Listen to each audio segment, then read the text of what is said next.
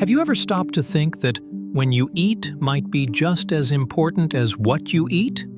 For decades, we've been told to eat 3 square meals a day, with snacks in between, to keep our metabolism stoked.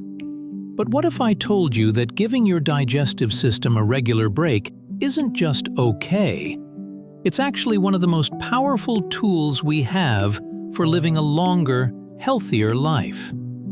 Welcome to the world of intermittent fasting. Now, before we go any further, let's clear one thing up. Intermittent fasting, or IF, is not a diet. It's an eating pattern. It doesn't tell you what to eat, it tells you when to eat. And while it has become a buzzword in the wellness world, it's actually rooted in ancient human history. Our ancestors didn't have 24/7 access to grocery stores. They went through periods of feast and famine. Today, we're going to strip away the confusion and talk about why this simple practice is considered a cornerstone of longevity and how you can start safely. So why is skipping breakfast or eating an early dinner linked to living a longer life? The answer lies deep within our cells, in a process called autophagy. Let me explain. Think of your cells like a house. Over time, they accumulate clutter, damaged proteins, worn-out organelles, and toxins. Autophagy is the body's built-in cleanup crew. It's the process where your cells break down and recycle this old, dysfunctional cellular junk. Here is the key.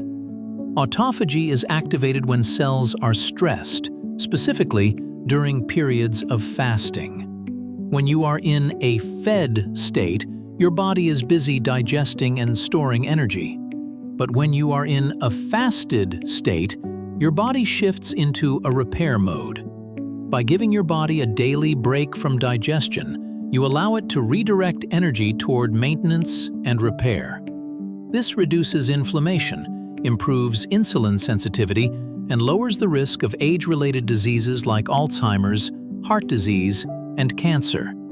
It's like hitting the reset button on your metabolism. Furthermore, fasting helps regulate your blood sugar and insulin levels.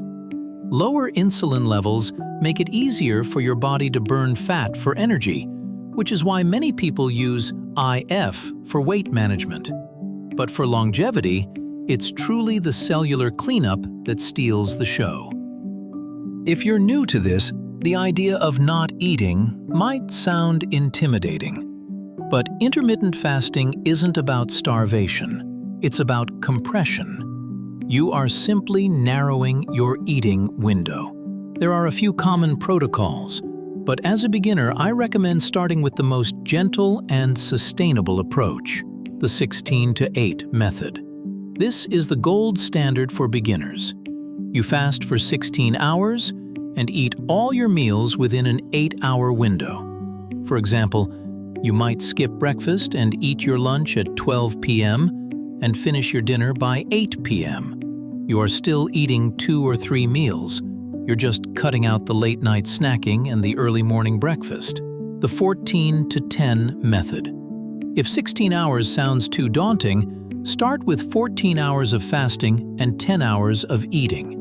This is a softer entry point that still yields significant benefits. The 12-to-12 method. This is the baseline, eating from 8 a.m. to 8 p.m. and fasting from 8 p.m. to 8 a.m. Even this 12-hour overnight fast gives your digestive system more rest than the typical 8 to 10-hour eating window most people have. Remember, during your fasting window, you can drink water, black coffee, and unsweetened tea. These actually help curb hunger and support the process. The goal is not to feel miserable. The goal is to feel aware and in control. Now, here is the most common mistake beginners make. They think, I skipped breakfast so I can eat a giant pizza for lunch. This is a huge mistake.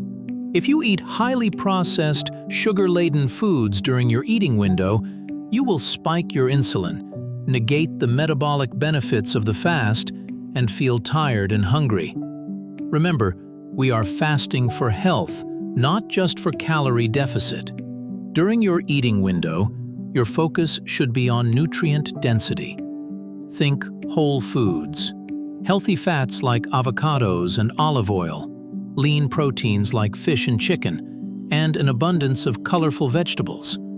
Breaking your fast with a protein-rich meal and healthy fats will stabilize your blood sugar and keep you satisfied until your next meal.